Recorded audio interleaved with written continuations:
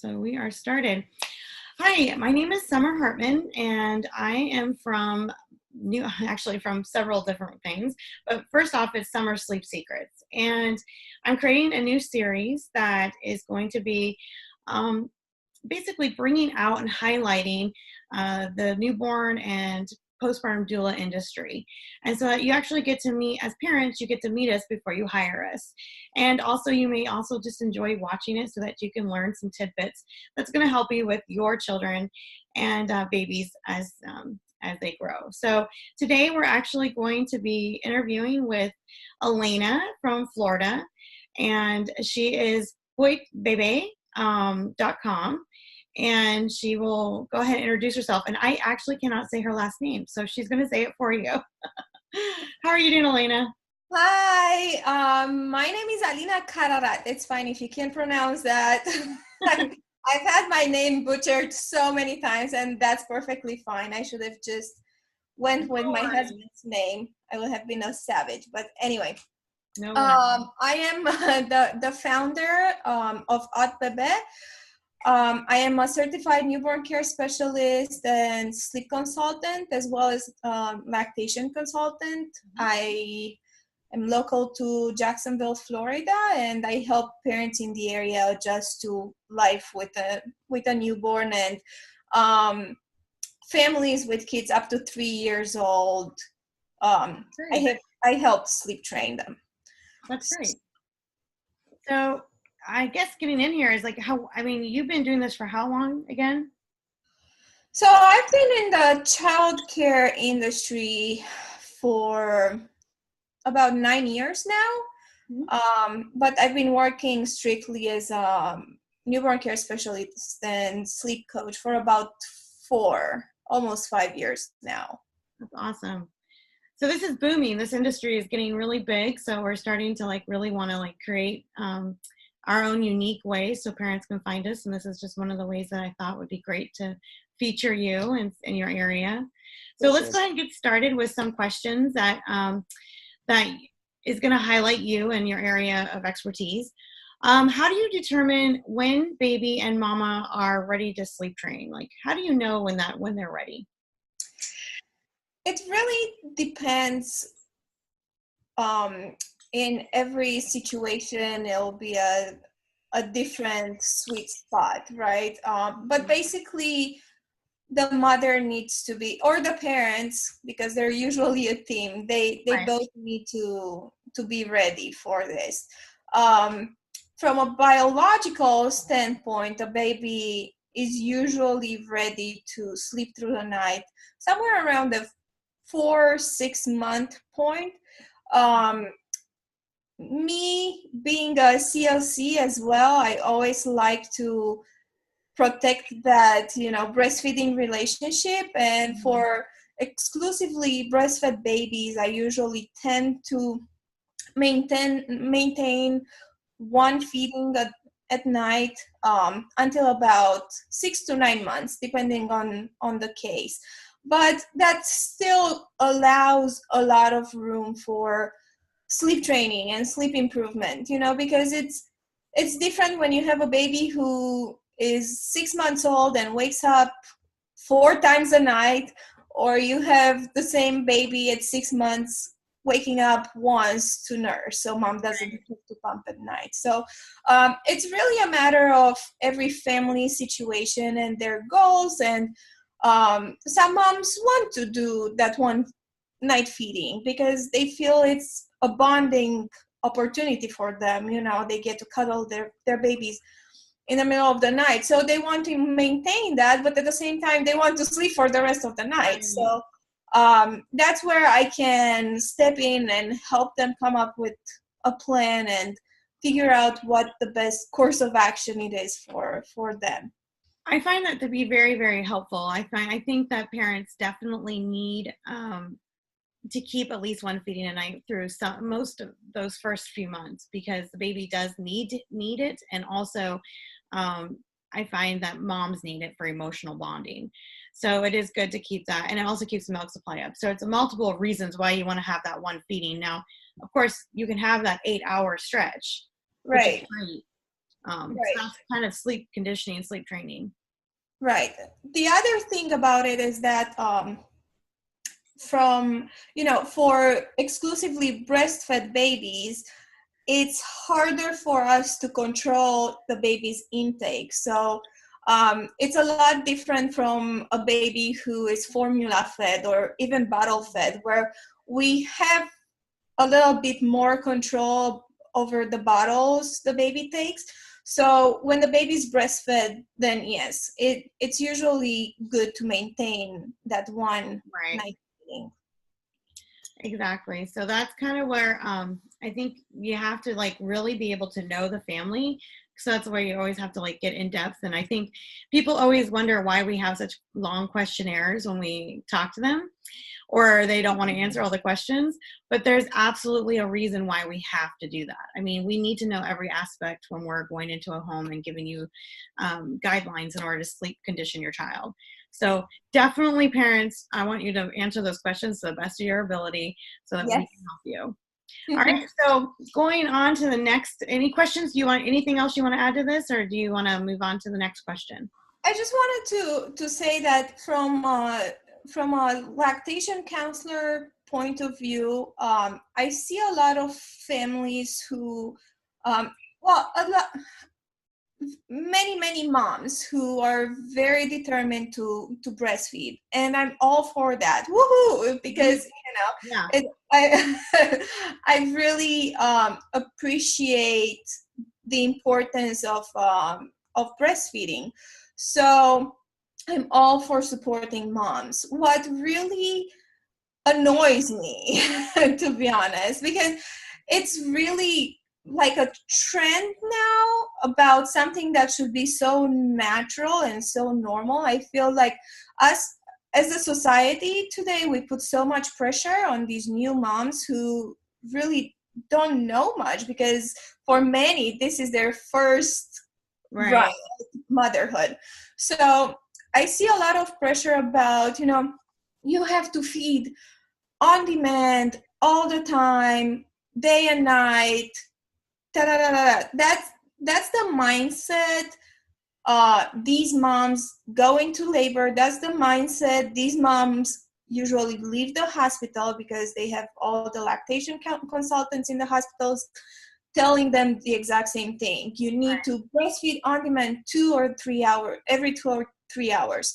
So nobody tells them that, yes, this is what you should do for the first right, 3 months or so, So they kind of get stuck with this mentality, and they don't realize that by doing that forever, they're just going to set themselves up for disaster, in the sleep department. So basically, mhm, new moms are told that they can either breastfeed their baby or they can sleep, right, where it's really not true, because they can have both. It's all right, about maintaining that balance, what's necessary and what's not. Yes, you need to feed on demand as often as possible for the first few weeks of your baby's life, so your milk supply establishes well. But then as the baby grows, around 3 months, you can start implementing a little bit of structure, a routine, laying down the foundation for healthy sleep, but mhm, still maintaining your breastfeeding relationship, because that's how moms end up getting their baby to sleep on the breast 100% of the time. And then they're stuck and they feel overwhelmed, they feel exhausted, they feel stuck, and many moms get to the point where they're thinking, well, I can't do this anymore, so I'm just gonna go ahead and wean, yep, because I need sleep. Where it shouldn't be like that. If these moms had the correct information, and the tools they need to maintain that balance between sleep and breastfeeding, mhm. their breastfeeding relationship would be so much better and so much longer. I agree. And I want to say 98% of my clients, my newborn care specialist clients, are breastfeeding moms.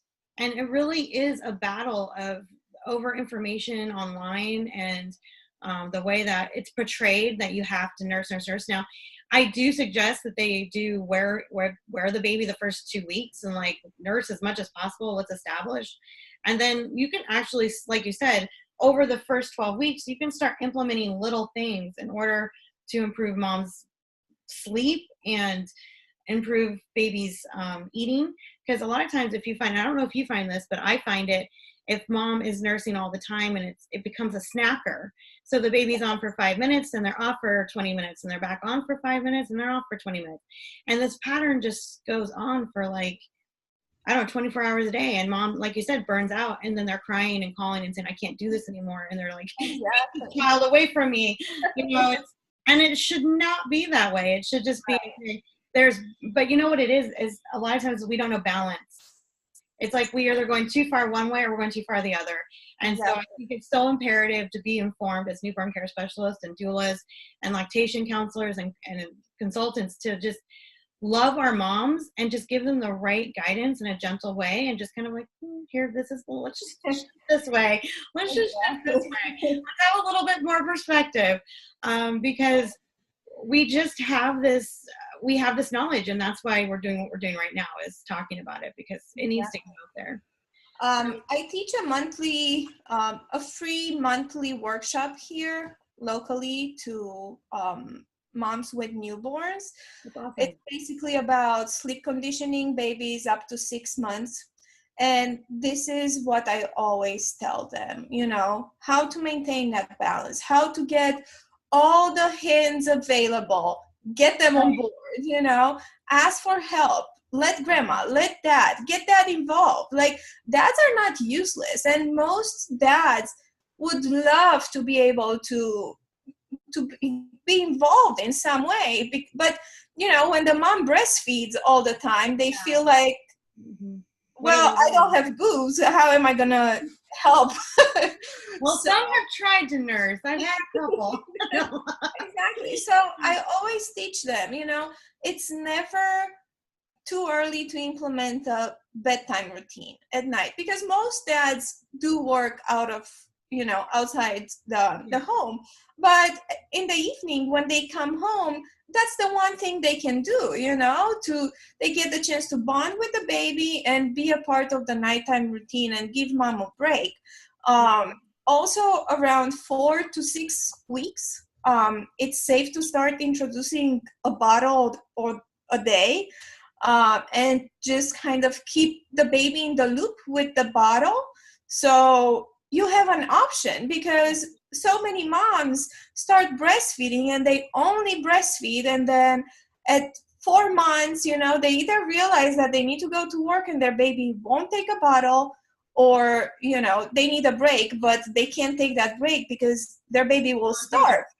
So I always teach them around 4 to 6 weeks, if everything is good with the breastfeeding, start introducing a bottle. Pump a little bit. You don't have to pump a whole lot, but you can get that involved. Let him take over the bedtime routine. It doesn't have to be complicated. It should be so easy. A monkey can do it, and that will give dad so much empowerment, and it makes him feel important and involved, and that's the way it should be. And that way, he can feed the baby a bottle at bedtime and put the baby down for the night. And that way, the baby will learn that it's not just mom in this world. Somebody else can do the job too, So it's really a win-win-win-win for everybody kind of situation. Yeah, it's funny because I watched a video a few months ago, and it was a lactation consultant, and she, first one I've actually seen in probably 20 years, that said, I'm not against bottle feeding. Yes, there's no such thing as nipple confusion. I was like, hallelujah. So glad somebody in the world in breastfeeding is saying that. I mean, yes. It's so sad, because I don't understand why more moms are not aware of that. Because, well, my guess is that, most moms reach out to these lactation counselors and consultants really early on, where, yes, I agree, some babies do get a little bit of, I don't know if confusion, but they sometimes tend to prefer the bottle if it's really early on. Some babies have no problem switching from one to the other from day one, but some babies can be tricky. So it's safe to say, yeah, keep the breast. But until when, and nobody tells them around 4 or 6 weeks, it's safe to do a bottle. It's safe to do a pacifier if you want. It's safe to let somebody get involved and help you out, because we wear the exhaustion as a badge of honor. We shouldn't, and mothers should be enjoying this time. They shouldn't be walking around sleep deprived, walking, talking mombies. Well, and one of the things that I learned from the video, and I thought this was really brilliant, she said it. She says there's no such thing as nipple confusion. What there is a bottle may be too fast. And the baby then is eating too fast, and all of a sudden they want to eat that fast. So what you do is pace feed. And if you teach properly to parents to pace feed, or even tell them, hey, look on Google, or here's the link to like YouTube, watch a video, because the baby needs to be more in an upright position, and the bottle can be just slightly up, and it sucks up, stop, sucks up, stop. So, there's ways to teach a newborn how to take both mom and a baby and the bottle. In my workshop, I teach this as well, how to pace feed. I have my little doll and the bottle.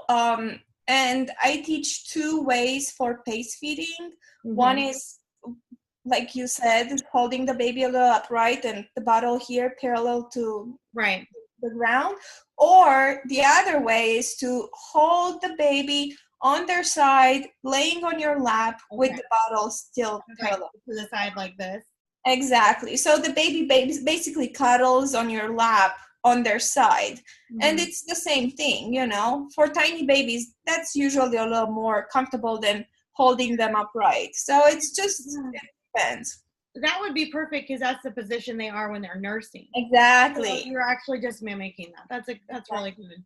Yeah, and I think that just needs to be talked about and shared, and it's not a taboo subject, that, we have, we can use bottles and stuff. So, yeah, I think that it's great for us to be talking about this right now, because bottles are not the devil. They are not. They're great. I mean, you get to hand the baby to your husband and say, I'm leaving, I'm going to Target, bye. Exactly. They need to do something. And for what, actually, we find that more and more husbands are feeling neglected. That's a big complaint when we go into the home to do a consultation. I get a lot of times where the husband doesn't want to talk, or he sits there sullenly, or has nothing to say. And it's actually because they're slightly depressed because there's nothing for them to do. So it really is interactive. There are things. When I had my baby, I think I changed my first poopy diaper when my son was about 4 months. I told my husband, listen, I'm feeding this baby, you're changing him. Well, there you go. I was fortunate to have my husband around. He's working from home, so whenever there was a diaper that needed to be changed, I would hand my son over to my husband, and he would get the job done. But not all dads are around all day long, but there are a million ways we can get involved and help mom, and I feel like the more we try to reach these dads and give them the tools to how to help mom, the better they will feel about it. Like, what are some ways dads can help? They can feed a bottle, they can change a diaper, they can run the washer, right? the clothes. And burp them, so back and forth. Exactly. They can. I've seen dads who are the swaddle masters. They are it. They do the best swaddle jobs in the world. So there are so many things. They can give a bath. They can put some laundry away. They can take the baby for a walk so mama gets a break. They can wear the baby. They can do so many things. So really they shouldn't feel that way. But I feel like our society puts so much pressure on the mom that dads often feel overwhelmed, and they feel like there's nothing for me to do here, you know. It's very true. They get completely lost and kind of lost in the shuffle. And that may just be a personality thing too. So a lot of times we have to remember, you know, some marriages, they have to work together as Right. and you have to figure what's going to work, because what marriage was before baby is no longer a marriage. It's totally different with a baby. So We'll probably never be the same. oh no, it gets better. No, my kids are teenagers. It's back when we were young again. So no, when they get older and they're 18 and they're almost out of the house. I'm not there yet. My son is 3, so Yeah, you're not there yet. Yeah. No, my kid's at 18 next week. So yeah, they grow up very quickly. All right, let's move on to the next question on here we had. What does a mama of a reflux baby do if sleep training isn't yet an option? reflux. I hate reflux. I hate the word. It's so awful and it's everywhere. Listen, reflux, I mean, I think I still have PTSD from my son's reflux days. It's terrible. Yeah. It's hard. It's exhausting. It's the right there with reflux and colic. Mm-hmm. It's really hard. But I mean, you have to go through it. It's not like No other option. exactly. There is no return policy on these babies, you know. You get it with whatever. I checked. No return policy because I wanted to return mine and he was so reflexive, but nobody would take him back. So you just have to go through to get through it. It doesn't last forever, but you need help. You need all the help you can get because doing life with a reflux baby by yourself, it's terrible. It's exhausting and hard. So It happens though. I mean, we have clients out there that are single parents with reflux babies. right, So, but like, tips that you can give them that would be. so I don't. We have Publix, the grocery store Publix here in Florida, and they usually ask you at the store, "Man, would you like help with your groceries to your car?" And I always decline that. "Oh no, I'm fine." "No, I'm not fine." "Yes, please. I'll take your help." You know, like Right. anything. I don't care if it's the guy at the grocery store offering to help you. I don't care if it's your mom, your grandma, your neighbor, your friend. There must be some people that can help you in some way, you know. Yeah, we all have our lives, we are all busy, we all do things, but you know, a warm meal or help around the house or somebody to just hold your screaming baby for a little while so you can take a shower, any kind of help, take it. Yeah. There's not much you can do with a refluxy baby um, in regards to sleep training. So you'll just have to manage it as well as possible. Talk to the pediatrician if it's really severe. Get those meds because they do make your life, you know, easier. And it's good for the baby too because reflux can be really, really painful. So Yeah. if the pediatrician considers that it's severe enough to need medicine, then I wouldn't turn those down. They do make the situation a lot better. I'm not worried about speeding up as much as the Right. pain, because that will give you a lot of discomfort, a lot of wake hours, basically. So you would have to wait until the baby's past that really bad phase and then work with what you have. The problem with refluxy or colicky babies is that you need to put a lot of effort into soothing them, into getting them to sleep, into keeping them asleep. So you basically have to do whatever you need to do. And this usually sets some bad sleep habits over time, that you will have to work harder later on to break them.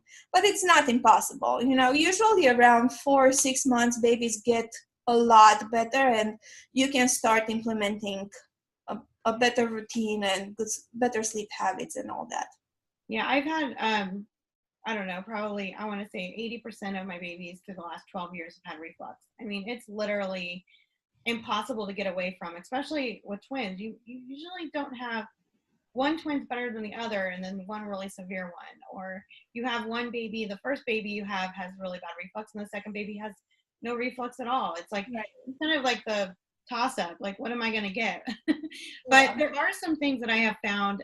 Definitely see your doctor, make sure you check out medicine that the doctor recommends.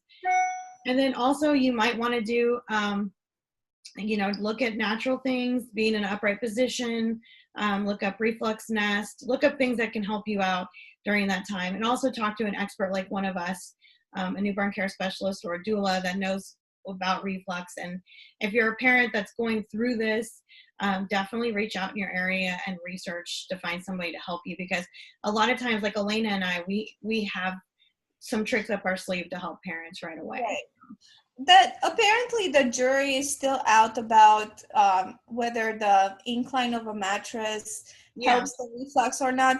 But in my professional opinion, I know. and with the babies I've seen, it does help. Yeah. And even if the baby is not terribly refluxy, I still do that with a newborn, because it's so much different for them to lay in a slightly upright position rather than completely flat. So I do like to elevate the mattress, and there are safe ways to keep them in place so they don't roll all over the place and all that. So yeah, that's the one thing I do.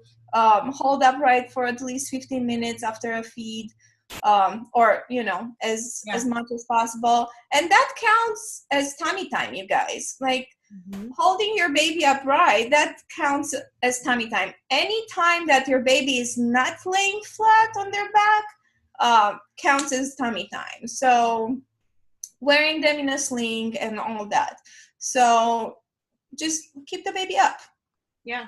You have to wear them. You have to put them in the, make sure when you're wearing them though, that they're not, their necks aren't like being held down where they could have asphyxiation. So make sure that they have proper sitting position in your sling or however you're putting them.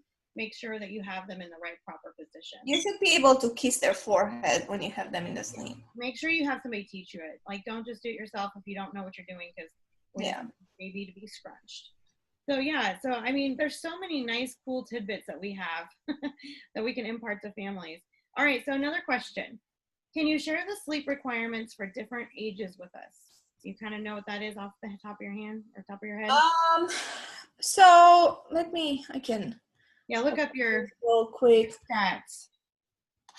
And again, can you share the sleep requirements for different sleep ages? So basically, until about 4 months is whenever they sleep a lot. They can sleep up to 20 hours a day. So but I want to add something here. Yes, a newborn will probably sleep a lot. What you should avoid doing is let your baby sleep for 5 hours straight during the day, and then he'll want to party all night long. So you can definitely try that thing about never wake a sleeping baby is a complete myth. So don't do that. If you have that kind of baby that sleeps all day, then yes, you need to keep the baby in a room that's well lit during the day. There's activity going on, it's not quiet, so you don't want to put them in a dark room with white noise all day and let them sleep, because that will cause a reverse cycle. They'll get their days and nights confused. But I'm going to tell you that I get so many parents who tell me, my baby never sleeps. So my newborn, my 2-week-old, my 3-week-old never sleeps during the day. And it takes me hours, and she fights it, and it's just a complete nightmare. And I asked, well, how are you trying to get your baby to sleep? Where does the baby spend her day? Yeah. And the parents are usually, well, I read that you have to keep them in a well lit room, where there's noise or whatever. So, and I'm like, yes, for those babies who tend to sleep all day, that's the good recommendation, but not all babies are like that. So if you have a baby who gets easily stimulated and fights naps during the day, then you have to do the reverse. Take your baby, dark room, like cave dark room. When I say dark, it needs to be really dark. Use a really good white noise machine, good quality white noise, loud, because the environment in the womb gets really loud. You have all the organs, you have the heart pumping blood, you have the whole GI system moving things around, so it really gets loud. And you need to kind of recreate that environment for your baby in order to get them to calm down and go to sleep. So don't try to get a sensitive baby to sleep into a noisy environment, because that's probably not going to work, and it'll just snowball into a big mess because the baby will get overtired. When the baby gets overtired, they can't go to sleep, so they'll fight it, and that's how you end up with a newborn who doesn't sleep for 6 hours straight during the day. So it's all about what kind of baby you get, and to be able to adapt to your question to you. So I have a client that has had a hard time recently and said that, my baby's not like normal babies. Like, do they really need to sleep all the time? This is her comment. And and what I'm going to say is, like, your baby should be sleeping 20 hours a day. I mean, yes. he's newborn, but he's always been wide awake. And I think part of it is that everyone in the beginning wanted to hold him because grandmas are visiting from all over the country and everyone's in the home. So they're just carrying him around. And now that he's 9 weeks, he just doesn't want to be put down. So he cries and cries and cries. And they all just, what do we do? And they run in after 5-10 minutes. And it's like, so in a situation where the baby has been trained from the moment they're home to be held by somebody, do you suggest the first 3 months that they just do whatever, just hold them, and then at 3 months, 4 months, we start implementing a schedule, or do you get stricter? Here's usually the advice I give to my clients. If you don't set those good sleep habits from the very beginning, but even with, let's say, with all newborns, I'm a crunchy mama towards attached parenting, and all for breastfeeding, where all the babies and all that. But I also realize that sleep is a need and not a luxury, so I've always try to maintain that balance. So yes, I'm all for cuddling your baby. Do it. Hold your baby, cuddle your baby, wear your baby, nurse your baby, let your baby nap on your shoulder for X amount of times, but don't do it all the time. That's the secret. For newborns, just start practicing with 1 nap a day in their crib. That way, when they turn 3 or 4 months and you really need them to sleep in the crib, they already know that place, and they won't freak out on you because, you put them. Exactly. So just start slow. You can hold your baby for a nap. You can let grandma hold the baby for a nap, that's not going to be the end of the world. Just don't do it all the time. Take the baby, swaddle, put him or her in a dark room in the crib with white noise. Start with 1 nap a day and then work your way up from there, kind of maintain that balance. Yeah, and that's what I told him, and that's what we're working on right now, is just balance and getting the baby to be 2 naps a day, at least by this stage, just 2 naps in the crib. Even if it's 20 minutes, just put him in the crib. Right. I actually just just consulted with the client. They have a 5-month-old, and mom told me she never went to sleep on her own. She always falls asleep, either nursed or rocked. And I went in for the consultation, and I could tell the baby was getting sleepy. And I told mom, okay, I want you to take her to the nursery. We made the room really dark. I showed them what kind of white noise to use and what volume setting. And I told mom, I want you to go sit in the rocker with her, rock her for about 5 minutes or so. Don't let her completely fall asleep, and lay her down. And Right. Mom looked at me like I was We're crazy, right? Exactly. And she's like, but she's going to cry. Well, let's see what happens. I want to see. That's why I'm here, And she did what I told her. She laid down the baby. She was out in 5 minutes. Mm-hmm. She made a little bit of noise, and we were all, mom, dad, and I were sitting there watching the monitor, and the baby was moving around, making noise, here and there. Right. And I told them, this is not even fussing. Like, this is her just unwinding, Yeah. She's gonna go to sleep. And mom was like, no, she's not. Well, yes, she is going to go to sleep, and she did. She went to sleep. It's amazing. I think parents just they just need us to tell them, no, don't go in. Like, give it a few minutes, showing them the cues. Because, in all honesty, they're not people that had babies before. Exactly. There's no book to train them how their baby or any baby's going to react. Right. So having us to support them and say, hey, this is normal. This is normal. I thought my baby was like dying. And this was, like they're treating me all the time. It's like, no, this is normal behavior. So as long as we're there reassuring them, I think, like you said, it always tends to work out. As a consultation, we come in and it's like, oh, that was easy. That's the other thing I always tell parents. I say, listen, it may get really hard at times, because sleep training, especially if you do it later on, it's pretty much never easy. If those bad sleep associations are really well solidified, it'll be hard to break them. And I tell parents, you'll just have to trust me, because I've seen this so many times, and if you do it by yourself, you're going to get discouraged by day 2 or 3. But if you hire somebody who's done this 100 times, and you'll probably agree with me, most babies follow the same pattern, same pattern. And when I sleep train a baby, I know this baby's going to be sleeping in 3 more days, But mom and dad would be freaking out by that point if they do it by themselves, because, they see, okay, we're not going anywhere. And that's what you have to trust me. I've seen this so many times.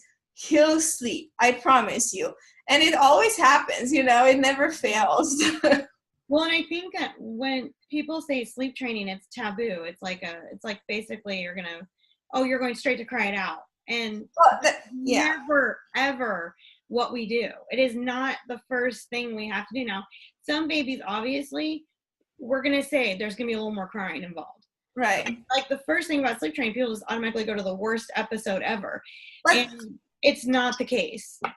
I always tell parents, listen, if you wanted to do cry it out, then there's absolutely no point in spending money on hiring me, because anybody can do that. Anybody can put the baby down, close the door, and never return until the morning. That's definitely not what we do. And that's the thing. There's sleep conditioning, right? Mm-hmm. And then there's sleep training too. So sleep conditioning basically is for babies up to 6 months, 4 to 6 months, where you just lay down that foundation for sleep. You establish good sleep habits. You teach the baby how to fall asleep independently. And then you work on lengthening naps, sleeping through the night, and all that. But if you sleep condition a baby, and that's what I always do when I work as a newborn care specialist, when I work with newborns, I almost never have to sleep train that baby, because they'll just sleep, Mm-hmm. If you do things the right way from the very beginning, well, there's no right or wrong, but depending on the family's goals, there can be a right or wrong. So this is going to be on a case by case basis. But if you do things in a certain way from the very beginning, you'll never have to sleep train that baby, because they'll just sleep. Right. They'll know how to sleep. Well, and in reality, there is really, you know, there is a science behind it that we've figured out as sleep consultants. Oh yeah. And it's funny because parents, like, I think one of the things we need to tell parents and get this across to you is that babies will do what we tell them to do. Typically, we can always see that where we might need to adjust by a minute or two, or maybe go a little bit longer. But in reality, we're actually sleep training the parents. We're never really teaching the child. The child will naturally do, but we're telling the parent, okay, hold off, don't go in, give them 5 more minutes. I know this is going to work. And when we do that, it's like all of a sudden it works. I just had this last week and on a consult, and the baby was like held for all their naps at 4 months old. And I said, go put the baby down. I'll wait out here. And she comes out and she's like at the door going, do I go in yet? And I'm like, no, give it 2 more minutes. And in 6 minutes exactly, he was asleep, and he's been sleep trained since. I mean, it was one nap, and he does all his naps in bed. So it's like, literally, we are training the parents. I think that needs to get across a lot more. And I always tell them when I do a consult, I'm here for you. Your child's perfect. I'm here to actually tell you what to do.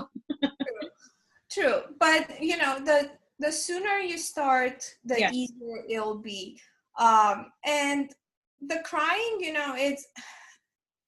there are a million ways to sleep train, but it's always about the family you consult with, how much time they have, how sleep deprived they want, because there are parents who want it done like yesterday, and then I wish I had that magic wand where I could sleep train a baby with absolutely no difficulty in a night, overnight. But you can't. So when you teach a baby to do something for 6 or 9 or 13 months, and then you all of a sudden change the rules of the game, they'll protest. They'll be upset. Babies don't like change.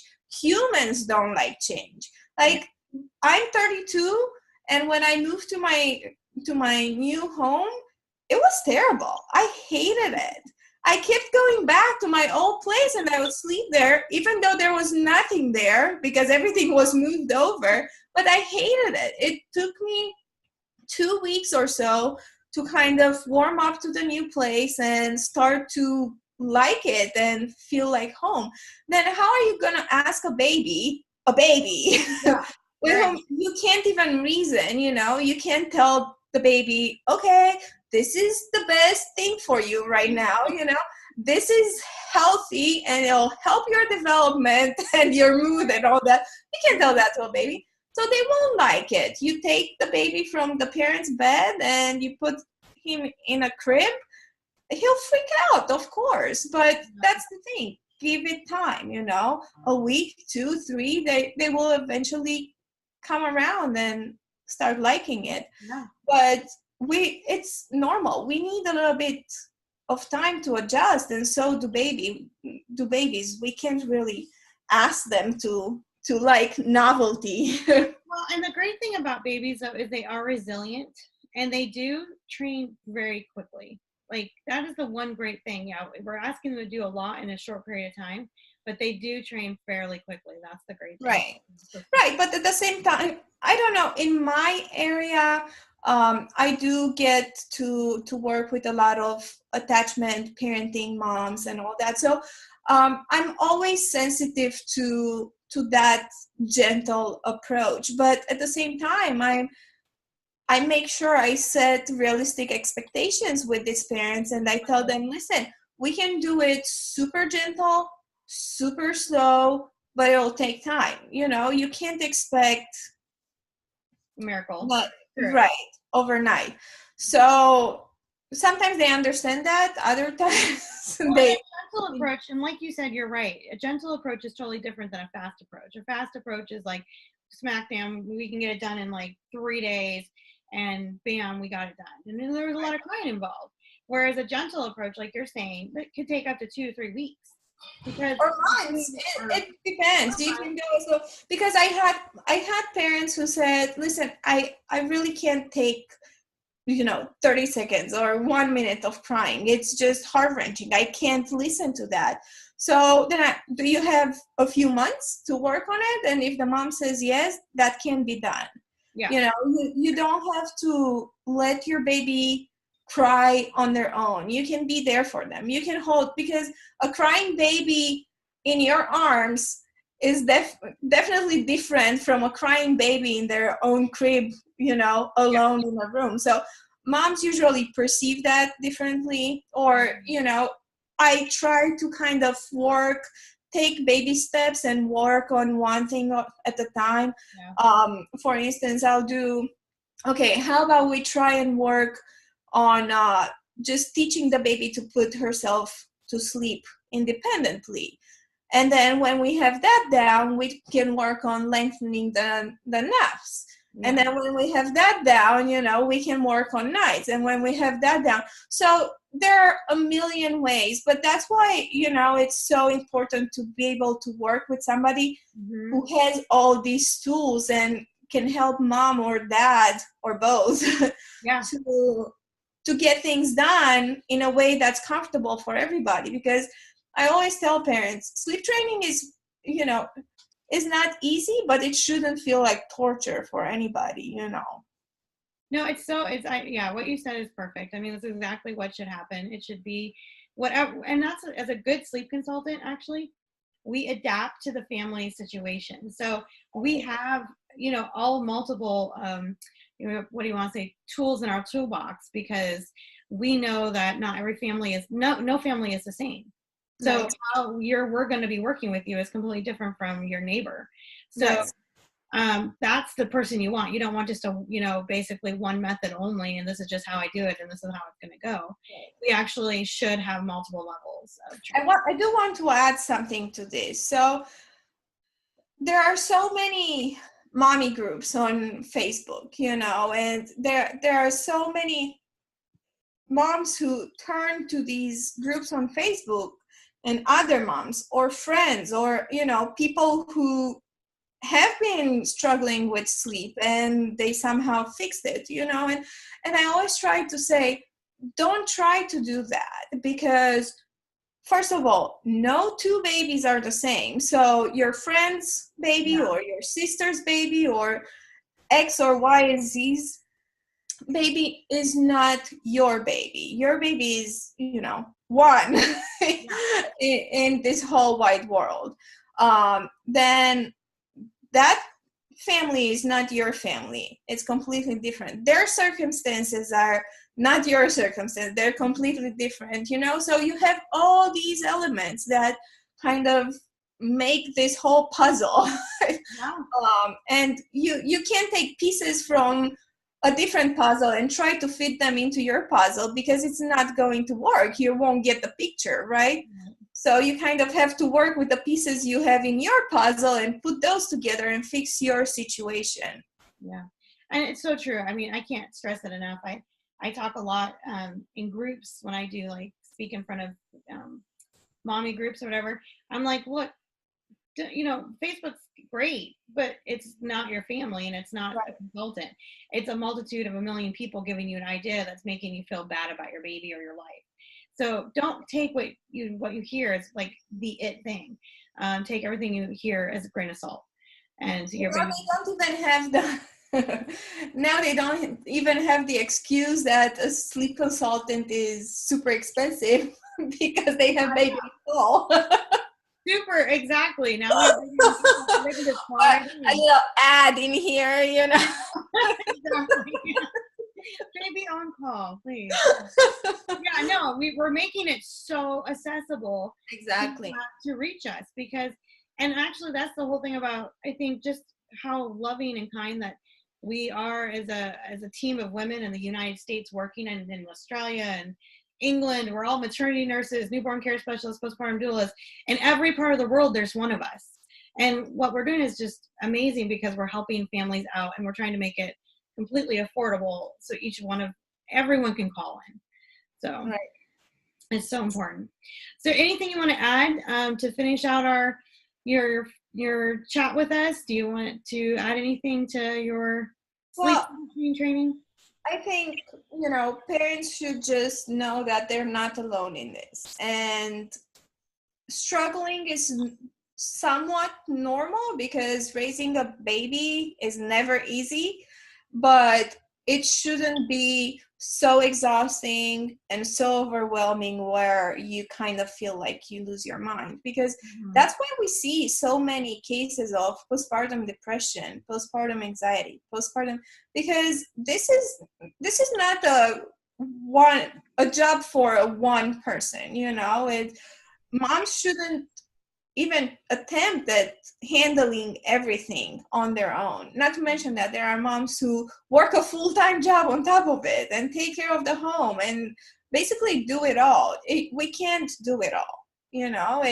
I can't even imagine not getting any kind of help from family and my husband, and get the help you need. Yeah, if it's that you need like a newborn care specialist or you need a postpartum doula because you're single and you need support, reach out to your local people and find them, because you may be single. You may a sleep consultant. You may be single and be raising your child alone or your children, but you're never really alone. Don't ever feel like you're alone, because we're here. We're here for every type of family that's out there. Right now I'm actually working with a single dad. And so that's been really fun and interesting to watch, because, Tim and I, me at night, him during the day. So, he has support, and that's the main thing. That's what we got to work with, support. Okay. Well, I appreciate you coming on. I'm so excited. Now tell us your website again, where we can find you.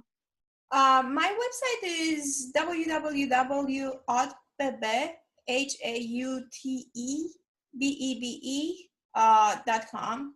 Okay. And so I will be posting your website on this on the video, so they can actually just click and go straight to your website, and they can find you that way. But I really appreciate you taking the time, Alina. Thank you for having me. This was fun. I know this was a blast, and I'm super excited for this new series that's going to be coming out for parents, and just being able to talk with experts and just getting our point of views and teaching parents a different way. So thank you guys for joining.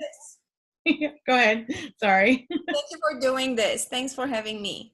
Yes. So I'm going to put you on hold. I'm going to go ahead and stop, and we're going to say bye to everyone. Okay.